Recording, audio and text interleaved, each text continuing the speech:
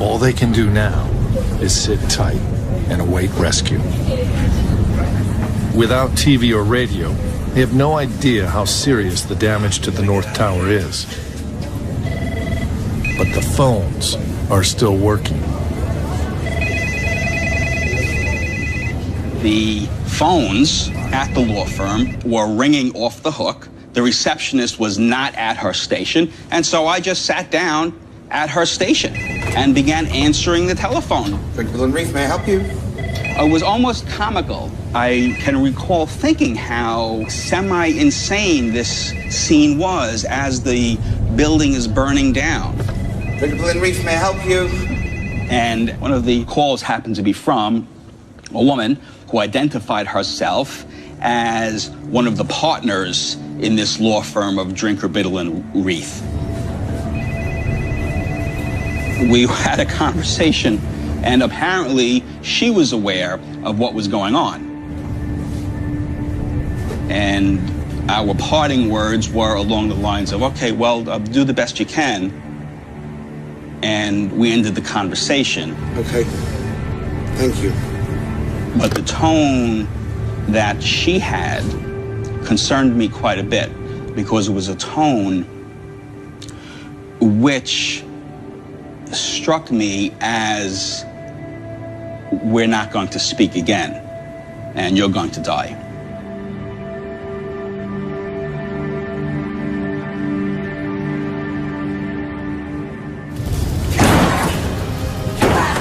One thing now is perfectly clear. If someone doesn't come to save them soon, Rick and his colleagues might not survive the hour.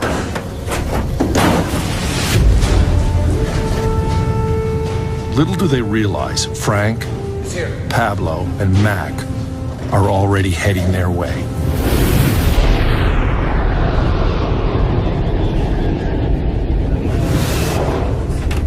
On the other side of the 89th floor, Thomas Haddad and his colleagues take refuge in the offices of a neighboring company. Is everyone okay? Offices on fire.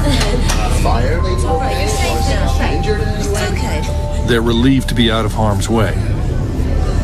But soon they learn the truth, that like Rick and his co-workers, they too are trapped behind the jammed door to stairwell C. They are still unaware of the catastrophe unfolding around them.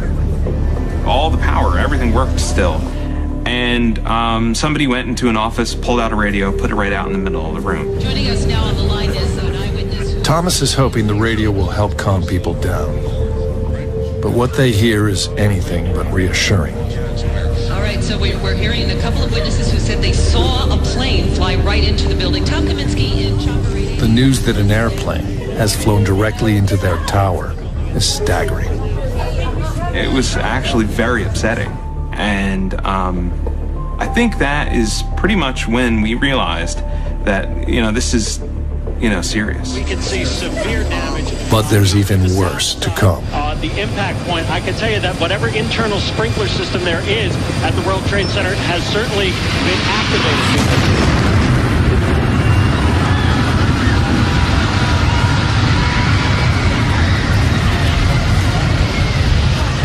9:03 a.m.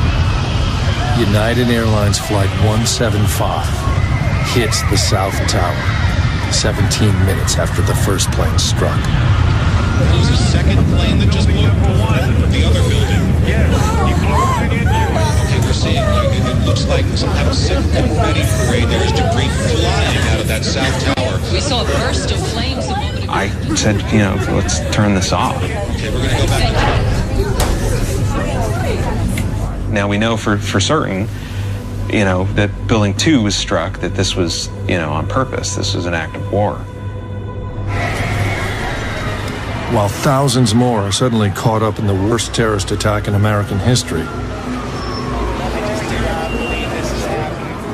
time is running out for those trapped below the impact zone in the blazing North Tower.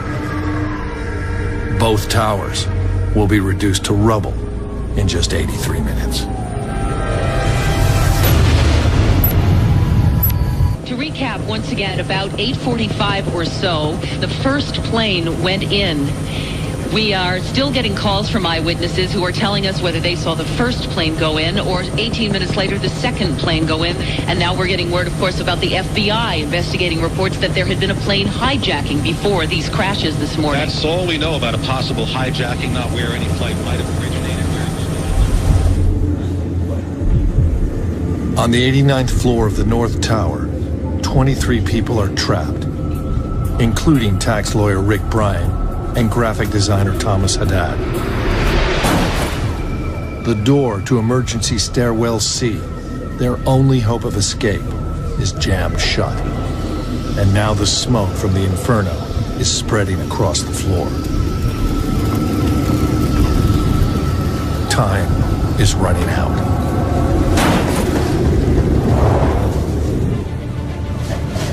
But Port Authority workers from the floor below have heard their desperate attempts to escape. It's here. Frank DiMartini and Pablo Ortiz, now joined by Mac Hanna, climb the stairs to see if they can help.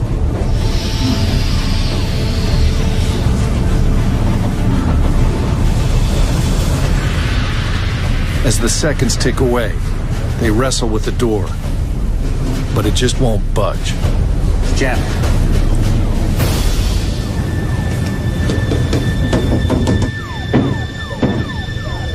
At one point, I just heard pounding on the other side of the door.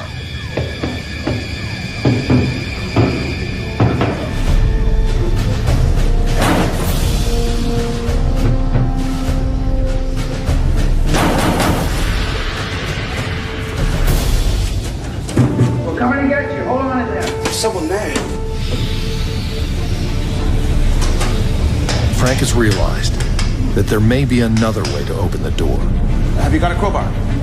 In the office. Okay, great. Good. The wall around the door is not built of concrete or steel, but sheetrock. If the doors won't give, maybe the wall will. Boom! A fist-sized opening opened in the wall. And I stuck my face up to the wall to see who was on the other side. And at that time, when I stuck my face forward, another fella stuck his face on the other side of that hole. And so we were actually face to face, and our noses were almost touching. How you doing in there? You all right? Yeah, all right. We'll be in there in a second, don't worry. So, step back. The 89th floor. Yeah.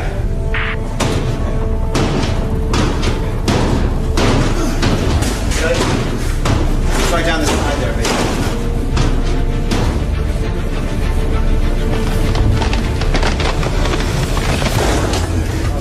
Breaking through the sheetrock frees the jammed door. They are finally able to begin the 1,000-foot descent to ground level. 15 to 20 people. Thanks to Frank, Pablo, and Mac, another group of people have been given at least a chance of survival. Going through the door, and this fellow whom I've since learned was Frank DiMartini. I just gave him a thanks. And he just nodded in, "You're welcome." And I just continued down the stairs. Just the last one. And that was the last I saw of the fella. But instead of joining Rick and his colleagues, Frank and Pablo stayed behind to check the rest of the floor. Mac Hanna acted with distinction on 9/11. He helped an elderly man all the way down to the ground. But for him, Frank and Pablo are the real heroes. They went out of their way to help others. Really unselfish. They never thought about themselves. So for me, Frank DiMartini and Pablo Ortiz, definitely, they are heroes.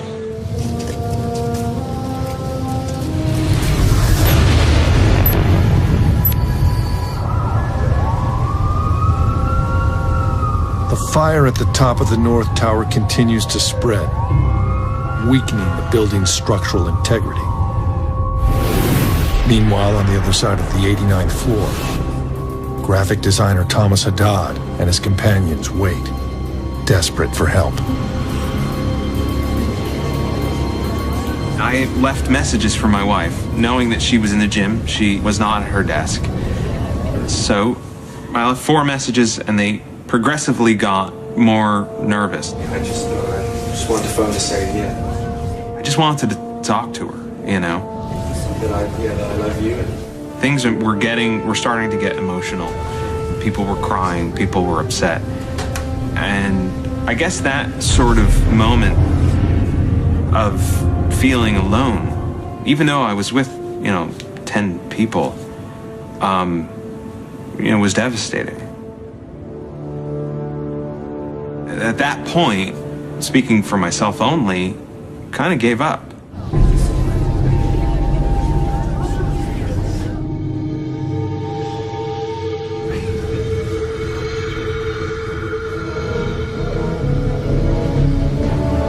Through this door, here. Get through here.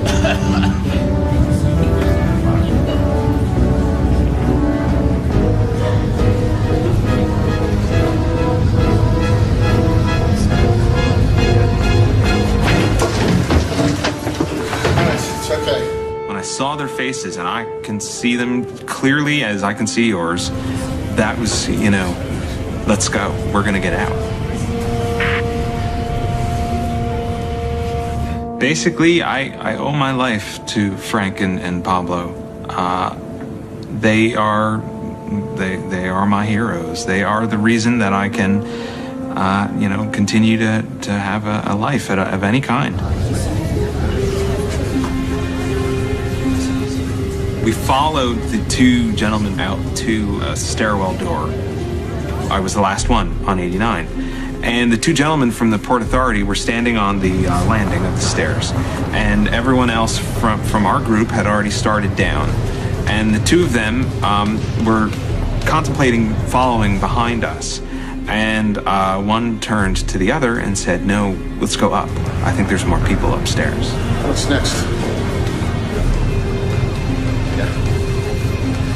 It is as crazy as you can imagine, especially knowing that as we were leaving 89, there was no going back to 89. It was quickly all catching on fire. In the face of fires and toxic smoke, Frank and Pablo choose to continue up the North Tower in search of more survivors. They are now just 30 feet below the impact zone, and they have no idea what awaits them. We're covering terror at the World Trade Center. 2 planes have smashed into the towers minutes apart, the first coming about 8:50. It's 9:11 a.m. on September 11th, 2001. In the North Tower, more than 50 people from the 88th and 89th floors are slowly making their way down the stairs.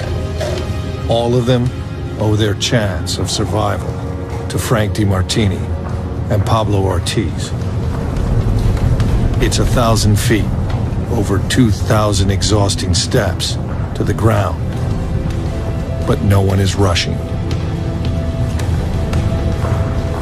Once we got to the stairs, we all felt as if we were safe. That the ordeal was over. Everyone was orderly and calm and truly concerned for each other's well-being. No one imagines for a second that the building is facing total destruction.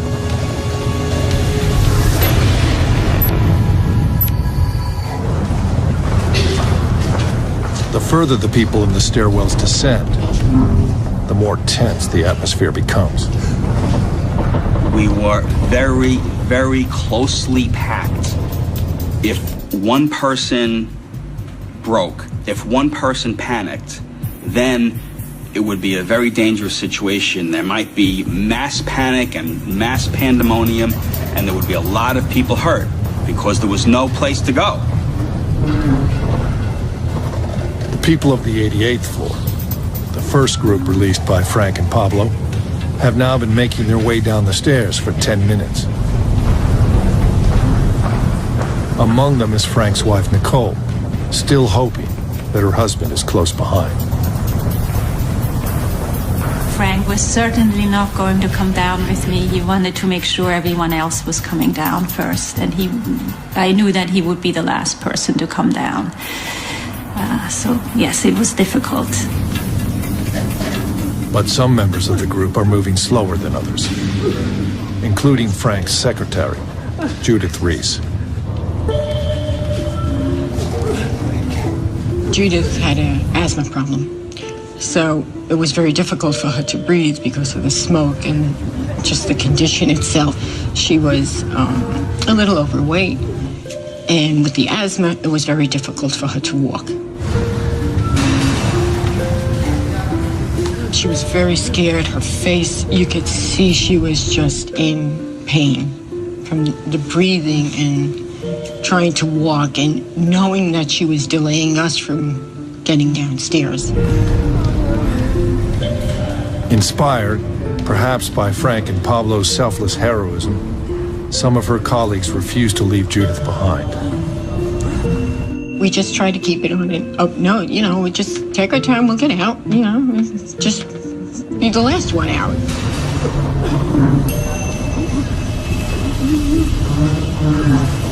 People behaved in a manner of helping each other and looking out for the person next to you, whether you knew them or not. Help this person. Americans, as a general rule, shy away from forming physical contact with other people.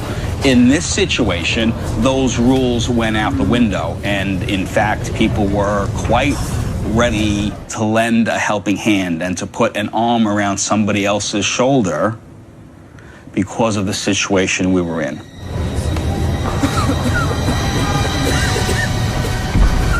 Rick Bryan's group, the second released by Frank and Pablo, are also moving slowly, their progress held up by the sheer numbers of people flooding into the stairwells.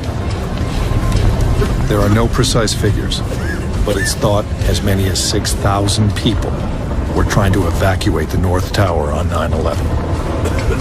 The stairway was quite crowded. The stairway was narrow. There were two lines of people walking down the stairs. And at one point, the door opened, and people started filtering onto the landing and down the stairs. And when the door opened, I was there, and so I naturally held the door open.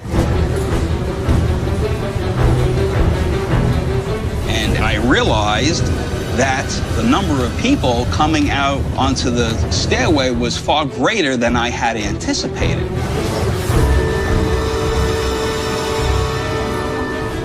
And so the question came to my mind as to, well, whether should I continue to hold the door here and be polite or make my way in? And as I'm considering this proposition, I look at the people who were in my file on the stairway, and every one of those people were looking right into my eyes and asking the same question. Are you going to hold the door open, or are you going to make your way down and alternate so we can all get down the stairs? I had to make a decision, and my decision at that point was to stay and hold the door open until the last person had left.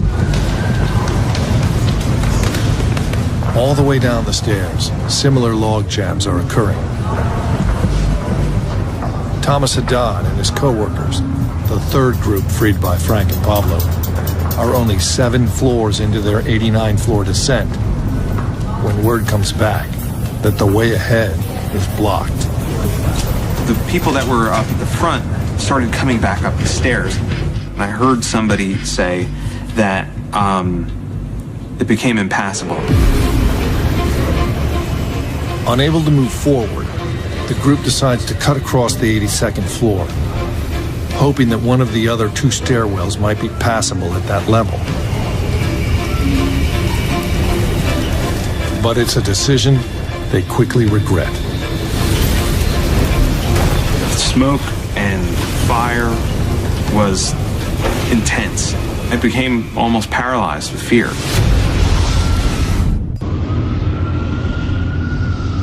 It's 9:12 a.m. On the 82nd floor of the North Tower, Thomas Haddad and his colleagues have decided to cut across the building in search of a clear stairwell. But they immediately run into trouble. It was clear that this floor was far more devastated than the floor that we had come from. There were large pieces of the building throughout the floor. The smoke and the fire was intense. We had to go up and under and over various bits of the building, as smoke was so thick, the strobe lights going on and off made it so disorienting. And with fire in the distance and close by, it was actually pretty frightening. Disoriented by the thick smoke, Thomas makes a wrong turn and loses sight of his group.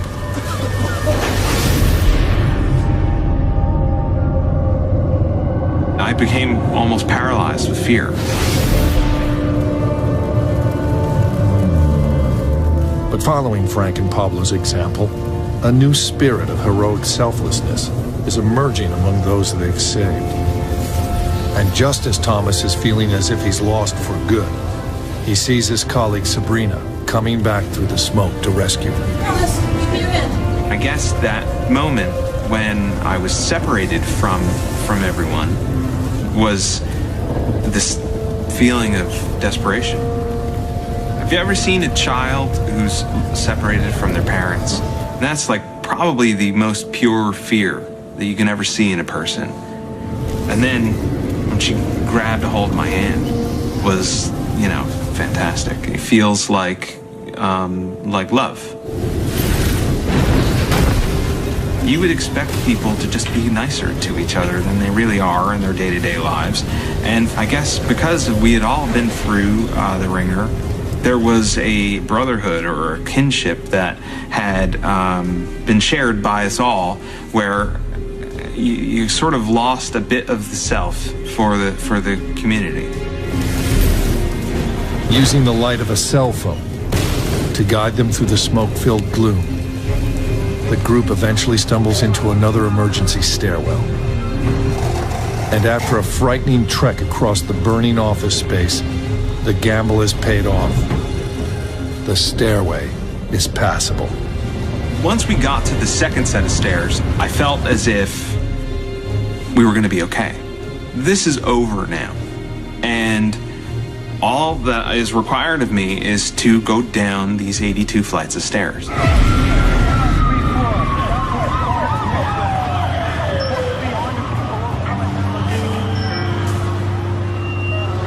Thousands are now making their way down the stairwells.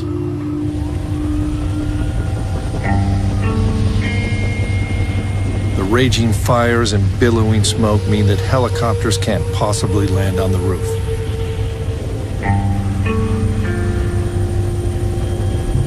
And for the firefighters making their way up the building from the ground, progress is painfully slow. Each man is carrying 60 pounds of equipment and moving against the tide of evacuees. Attention all units, by the order of the citywide storm commander. All off-duty firefighters and all off-duty officers are hereby recalled. Reading. By the orders of the citywide... Now more than ever, it's looking like the only hope for those on the upper floors is Frank and Pablo. But as the pair approach the impact zone, the smoke thickens, and there are fires all around them. You got it under control? In an effort to clear the exit area for any remaining survivors, they use stairwell fire hoses to douse the flames. Chris Egan worked on the 90th floor of the North Tower, 3 floors below the impact point. At first, Chris and his colleagues stayed put, following World Trade Center fire drill instructions. But as the smoke and flames spread, they realize they can wait no longer. So I said, okay, obviously, this is a real bad thing, and we're not staying in the suite. We have to get out of here. So at that point, I grabbed a fire extinguisher, hoping that, even if the smoke was thick in the hallway, we would at least be able to put out the fires to get to the stairwell. So We arrived in the stairway, and of course I'm filled with adrenaline because I have my fire extinguisher in one hand, and to the left, going up towards 91, there were gentlemen using the fire hose. You're okay. Keep going. Down the stairs. And what I didn't realize was there was about an inch of water on the steps. So the minute I hit the first step, I went down a flight pretty much on my back. Hold it there. There was a gentleman basically standing where I had fallen who just told me, you know, just drop that stuff. Just forget that stuff and keep moving. All the evidence indicates that the two men Chris encountered were Frank and Pablo. They've cleared the 88th and 89th floors and saved 53 people's lives. But Frank and Pablo still aren't ready to leave. Now they're just 3 floors below the impact zone. It's hot, dark, and it's getting very hard to breathe. Hold on to each other. Beating back the flames, Frank and Pablo clear the stairway up to the 91st floor and allow yet another group of 18 people to escape. Among them, electricians Mike McQuaid and Anthony Vangeli. You could see the smoke is all black. It just started dropping. And it was thick, like, to me, it reminded like cotton candy. It was like exactly plastic burning, some kind of black like smoke. soot. When I see stuff on TV live, you know, that it bothers me, you know, knowing that I was in there, but we were, you know, blocked from it. We didn't see any of it. Tried to call my wife, and then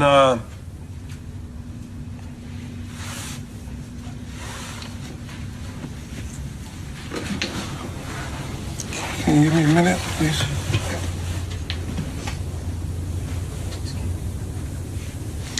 Anyway, I called my wife. I told her I was trying to get out.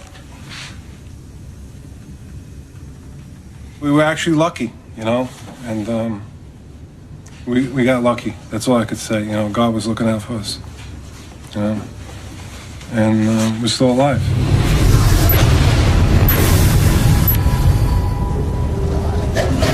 Hold on. Say again? For almost 30 precious minutes, Frank and Pablo have ignored their own safety and put their lives on the line to save over 70 people. We're on 91. It looks like it's blocked here.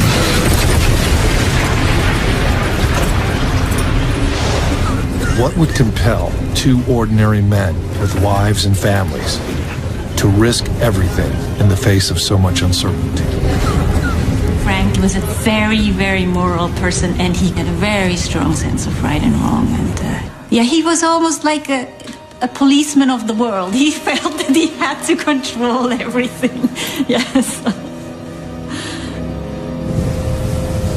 I don't think he thought about, I have already done enough. Let me get out of here now. He had to complete the job. He wasn't finished. There was one more person up there, so he had to go up there and save his life. That just was what he had to do. Pablo served in the Navy from 1970 to 1976.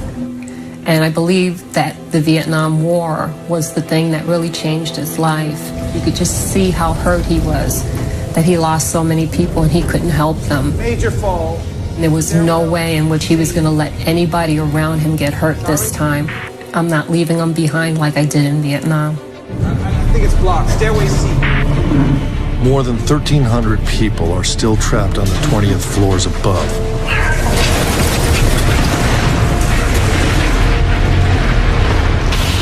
But not even Frank and Pablo can find a path through. The way ahead is blocked by debris, fire, and toxic smoke.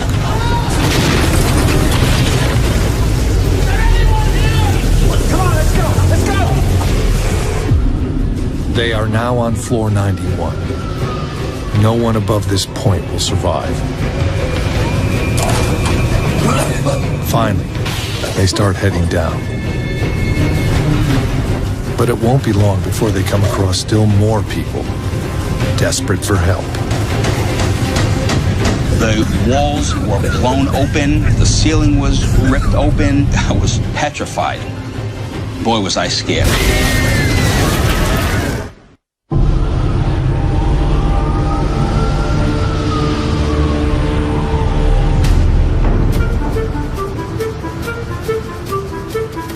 The Twin Towers of the World Trade Center were designed to be the tallest in the world, 110 stories high, virtual cities in the sky.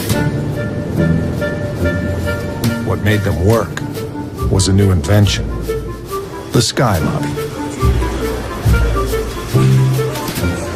The 78th floor of the World Trade Center was called the Sky Lobby, and it was the floor where the express elevators stopped, and now local elevators took people from 78 up through the higher floors of the World Trade Center. And because people were there waiting for their elevators, people would often end up actually taking in the view of New York. It was spectacular and almost impossible to ignore. On 9/11, people evacuating the upper floors thought that reaching the Sky Lobby meant safety. From there, they hoped to take an express elevator to ground level and simply walk out of the building. As Rick Bryan and his colleagues approach the Sky Lobby, they think the worst is behind them. They are mistaken.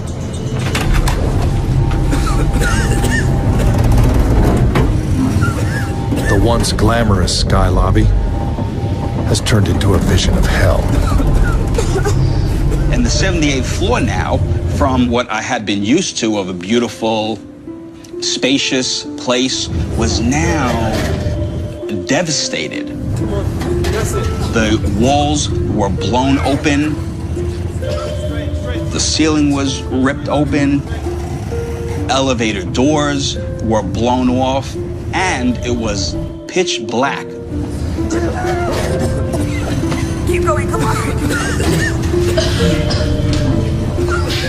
Blinded by the smoke, Rick becomes separated from his colleagues.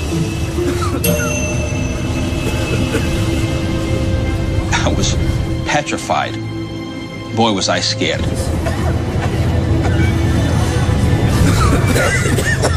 By the grace of God, I happened to bump into a conga line. And normally, at an event, when people are doing this, they have their hands on the person's shoulder in front of them and at a respectable distance because you're not that close to the person in front of you. But here, I had my hands so tight on this fella's shoulders, I thought I was going to break his shoulders. That's how fearful people were of losing their way. But getting lost becomes the least of Rick's worries, because the group's escape route goes straight past a lethal high-voltage cable. That cable was whipping about in the air, sparking and fire and flames. We were also walking through a couple of inches of water. So my great fear was that this cable is going to strike the floor where everyone was walking in water and is going to kill dozens of people. And so I was certain that this is, again, how I'm going to die.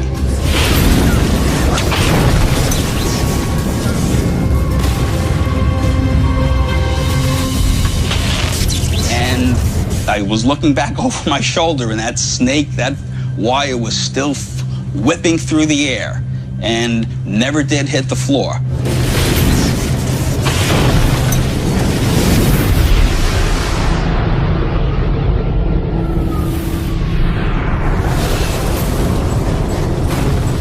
Beaten back from the 91st floor of the North Tower by smoke and flames, Port Authority workers Frank DiMartini and Pablo Ortiz are finally descending. But they're not taking the direct route. On the contrary, they're still trying to save lives, seemingly searching the building floor by floor. Is there anyone here? Anyone here?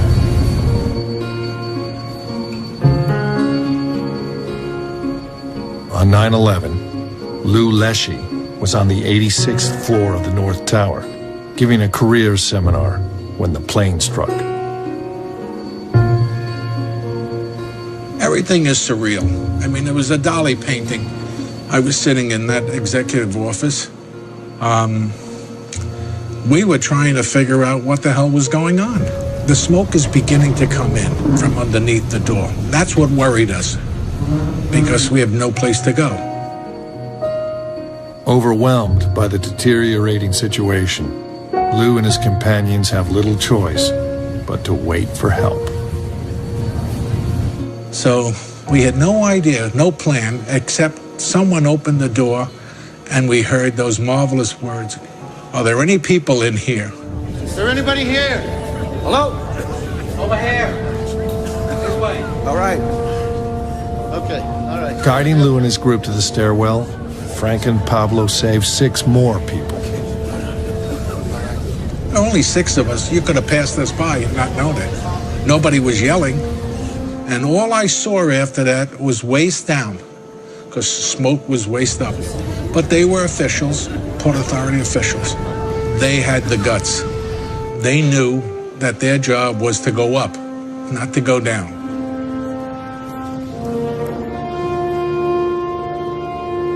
The fact that we were helping one another and people were helping one another gave us all a lift.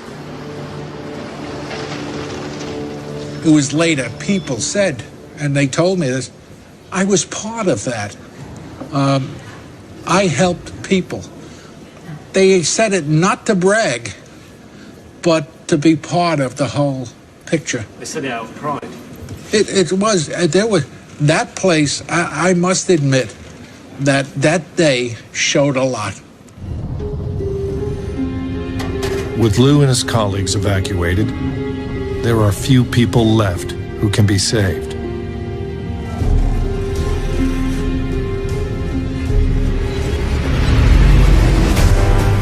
But one man has been trapped in an elevator for 30 nightmarish minutes.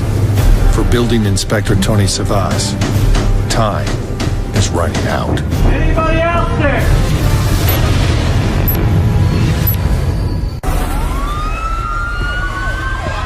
It's 9:16 a.m.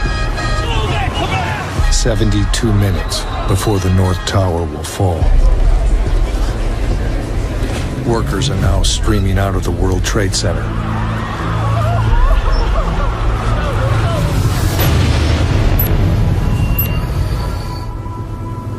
On the sky lobby of the North Tower, 78 floors above, a man named Tony Savas has been trapped in an elevator since the moment of impact. Hundreds of people have filed past him on their way out of the building. Many have tried to help. Among them, banker Keith Meerholz, who was on the sky lobby and just about to take an elevator up to the 100th floor when the plane struck. I had actually stepped onto the elevator, realized it was 3/4 full, and said, I'll step off and wait for the next elevator to come. Within seconds, the plane must have hit. There was smoke and stuff on the floor. You could hear screaming. It was chaos. Me and another gentleman heard banging on an elevator door. Anybody out there? Can you hear me? And the two of us then proceeded to try and pry open the doors.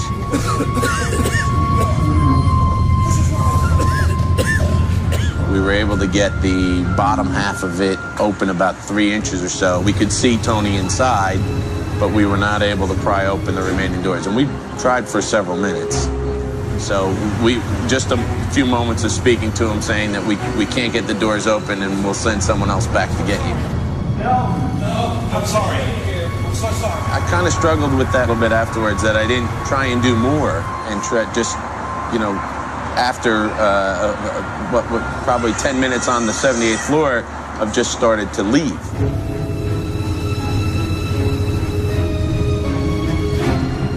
Next to try and help Tony Savas is Greg Trapp, a part-time security guard. On 9/11, he was stationed on the sky lobby. So I'm on the floor and I'm directing people to use the stairwells. And then I hear this guy, he's in the elevator, he's calling out. Anybody out there? Hello? All right. So I say, hey, there's someone stuck in the elevator. and we're trying to pry the door open. So as it opens up a little bit, you can see the guy inside. So we're talking and we're saying, okay, stay calm, because he's frantic now that he's stuck in the elevator. We were trying to figure out how we're going to get this open. It's not opening. As we're doing this, two guys come out. It's Frank and Pablo. They've managed to make it down to the sky lobby. The pair immediately realize that it's their Port Authority colleague, Tony Savas.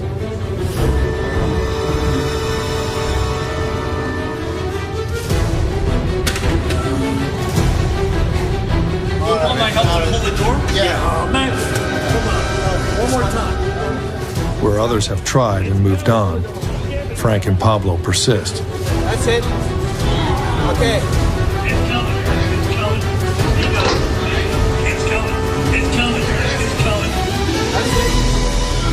Okay. That's it. Squeeze him out of there. All right. Hey, thanks, guys. It should be a moment to celebrate. But with his architect's eye, Frank soon spots something else. Something extremely troubling. He immediately gets on the radio. Be advised that the express elevators are in danger of collapse. The message is picked up by Alan Reese. Alan Reese was Frank and Pablo's boss, the man in charge of the World Trade Center. Today, he's in charge of the rebuilding.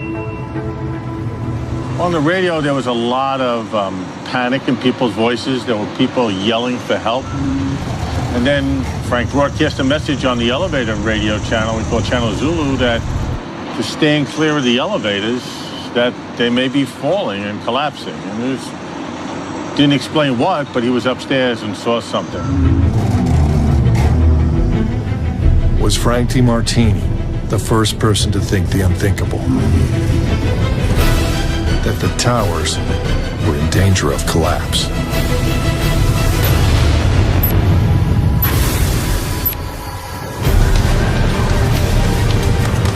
It's now 47 minutes since Frank and Pablo freed Thomas Haddad from the death trap of the 89th floor. It's been a long and exhausting descent. But finally, he's made it to the ground level and is about to exit the North Tower.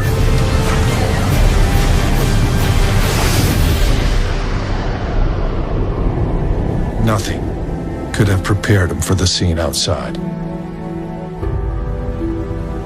We came out this little tiny door that led out into the plaza level.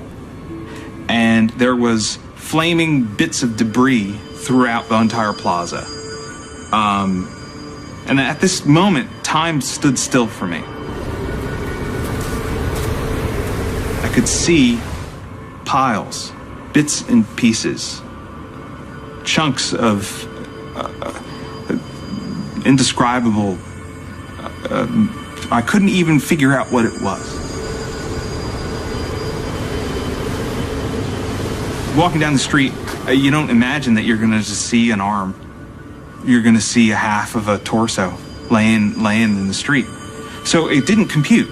It didn't make any sense to me. And I stopped walking.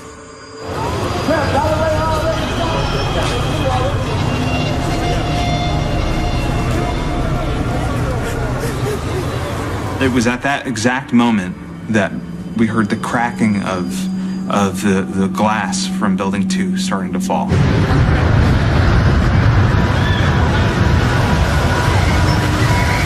I thought the building was going to fall straight down on us, and I yelled, "Run!"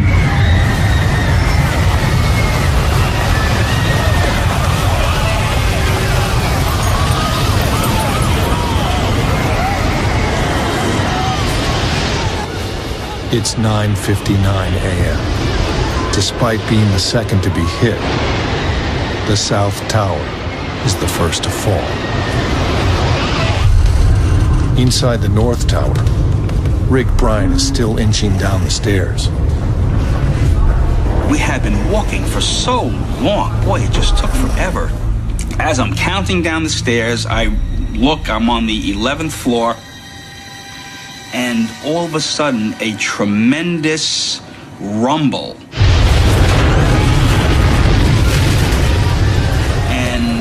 simultaneously this rush of black, debris-filled, hot smoke just barreled up the stairs and overwhelmed everyone.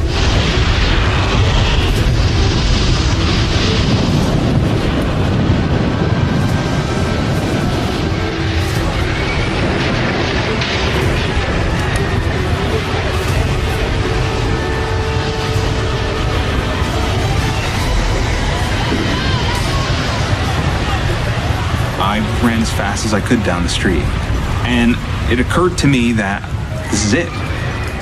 I'm gonna get hit.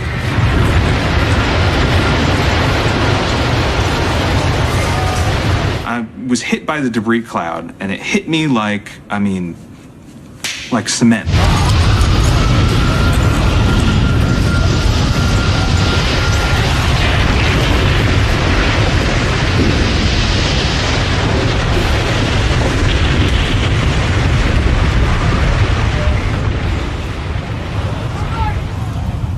Could not see at all.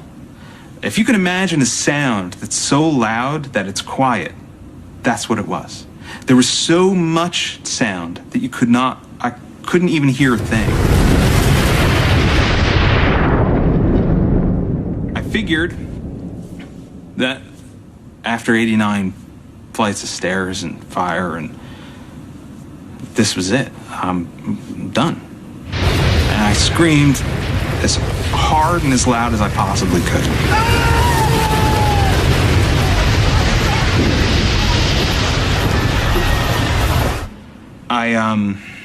So I sat down on the ground, and I thought to myself, just let it happen. Just let it go. It's okay.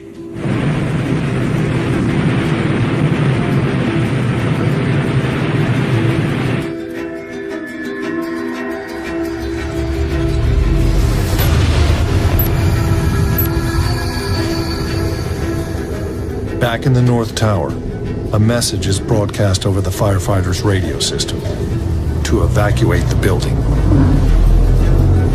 The highest floor any firefighter has reached is the 54th.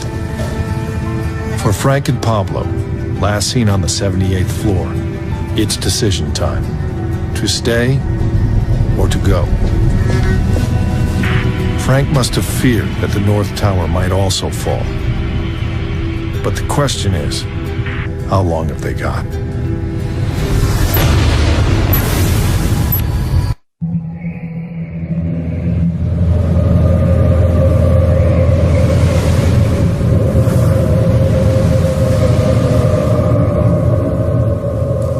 Thomas Haddad has made it out of the North Tower and is finally on the ground. But engulfed by the ash cloud from the fall of the South Tower, and separated from his colleagues, he's lost the will to survive. Then he remembers a conversation with his wife. Her dad passed away when she was 15, and it devastated her and her family. And she said to me, this is just a few days after the anniversary of his passing, she said to me, "Whatever you do, don't leave me. Don't leave me young." And I promised to her, I said, I won't. I'm not going to die young. And I was reminded of this conversation, and I decided to stand up. I said, you know what? I made a promise, and I can't do this. And I pulled my shirt up over my head. Couldn't see anyway. And tried to remember, okay, what did the street look like before I couldn't see it anymore? Okay, there's a sidewalk, and then there's a building. Maybe I can get into the building. And I decided to walk forward with my hands out, shirt over my head. I got up to the curb, and I walked smack right into the building. And I pushed, and I walked in. And I'm standing in the lobby of the building of about probably 1,000 people. And there's crying, and there's people who were all upset and screaming. And I started to cry.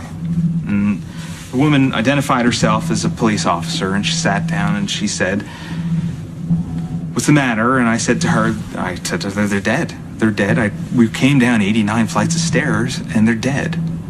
And she said, it's okay.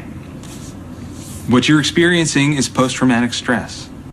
And I looked up from my water bottle, and I said, aren't I still in the trunk?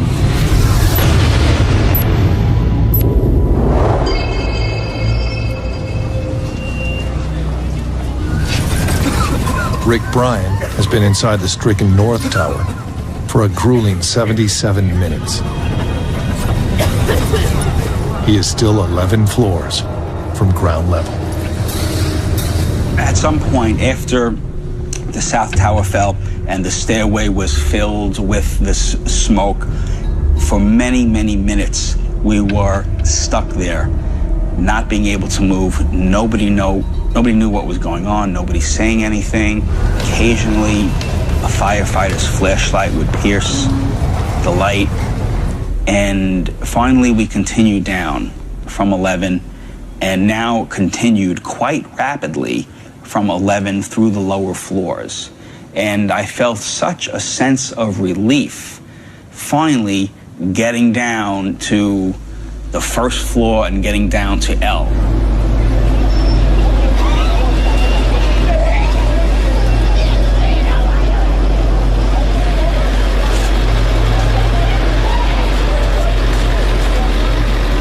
I stepped out onto the sidewalk and, well, I could not imagine what might have caused the fire trucks to be crunched like toys, ambulances overturned and crushed, police cars overturned and crushed, and all manner of concrete and steel and debris and glass and ash everywhere. The scene reminded me of Hiroshima after the atomic bomb was dropped. That's what it looked like. I noticed a firefighter standing nearer the World Trade Center. I said to the firefighter, and I was stammered a bit, the words I just couldn't speak because of this scene I had just witnessed. And I said to the firefighter, there's a body over here. And he looked at me, and I noticed that he was looking at me as if I had two heads. And he said to me,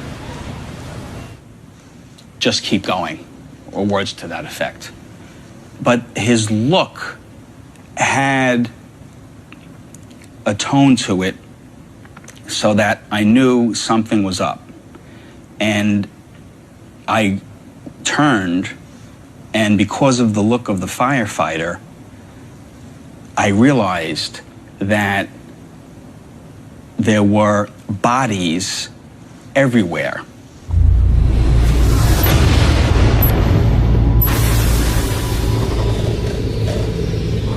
Almost all the people rescued by Frank and Pablo from the upper floor offices have now escaped. Only two remain. Judith Reese, Frank's secretary, is still struggling. Her asthma is making progress painfully slow. One of her colleagues from the 89th floor, Jeffrey Gertler, has refused to leave her side. So Judith and I are making our way down the stairs. We are approximately around the 12th floor, and her blouse that she was wearing was wet with perspiration, the entire blouse. And all of a sudden, she panics. She says, we're going to die. We're going to die. It's taking too long to get out of the building. I said, just because there's no one in the staircase doesn't mean that we're going to die. And then all of a sudden, 5 uniformed firemen came down from up above, and they saw Judith sitting on the steps, and they saw me talking to her, and they said, we're going to carry her down. When I say to Judith, Judith, I'm going to walk with you, so don't worry. We get down to street level, I'll be with you. This fireman who was in charge steps up close to me, and he says to me, you don't understand the building is going to collapse. And if you don't start down those stairs, I'm going to throw you down those stairs.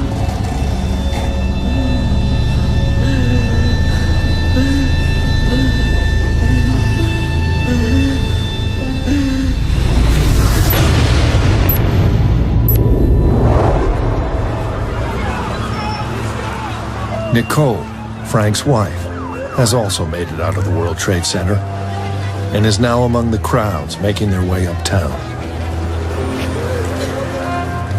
I could not look back, actually. I could not look back. I heard people around me going, oh my God, look what happened. People turning around, people looking, and I just could not look. I just kept walking north. I just could not see.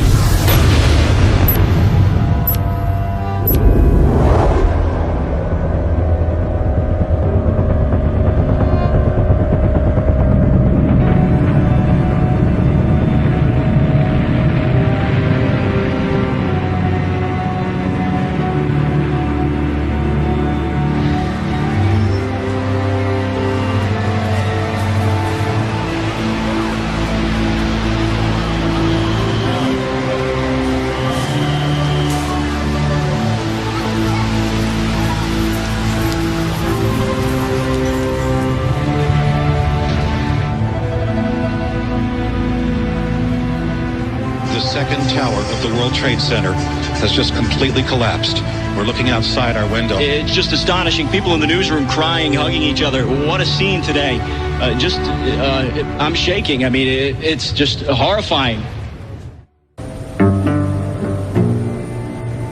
2,752 people died in the attacks on the World Trade Center. Among them were Frank DeMartini and Pablo Ortiz. In the end, what happened to Frank and Pablo is a mystery. No remains were ever found. I sort of knew that Frank did not make it out, but I did not want to believe it. But I had a feeling that he did not make it out at the time.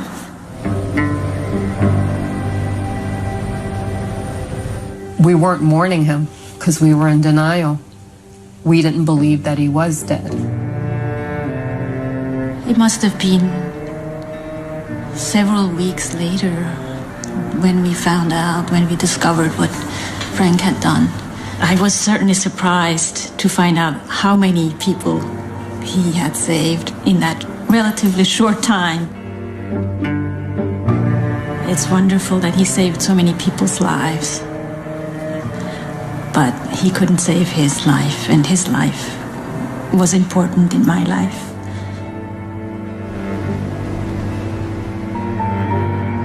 We just feel so connected because they actually had the last moments of his life. And to me, I think they each have a part of him living in them. And so my kids lost their father, but we gained the family.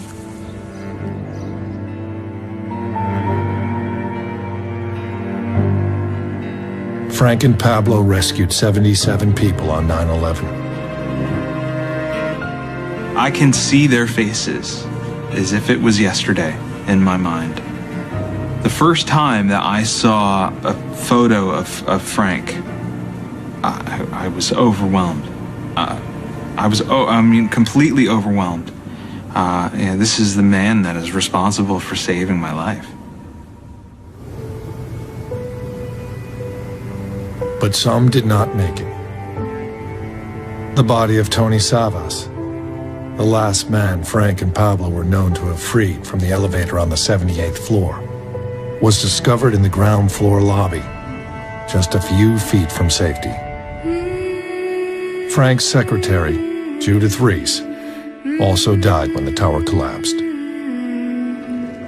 And then Daddy told you, no, don't worry, it's not going to be scary, but look at your face. How many kids can say, my dad saved lives? He gave them something to be happy about. He gave them pride. And I'm just so glad and proud that he did it. I felt proud of him, certainly. I felt very proud of him, that he did what he felt he had to do, and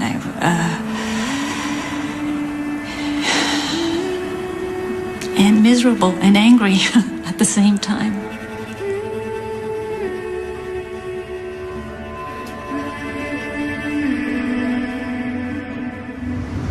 But Frank and Pablo's influence that day wasn't confined to the people they physically freed from danger. The example they set inspired many among those they rescued to help others in turn. Mike and Anthony came to the aid of 6 men stuck in an elevator on the 50th floor. Patricia Cullen used her master keys to open doors and check floors as she descended.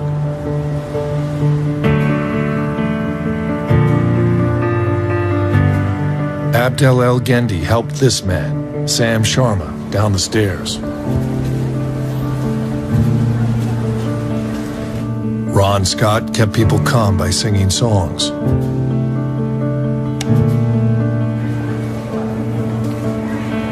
And Doreen Smith and Jerry Gator stayed with Elaine Duke, the badly burned secretary from Frank's office, all the way to the ground. Elaine was released from the hospital after 4 months of treatment.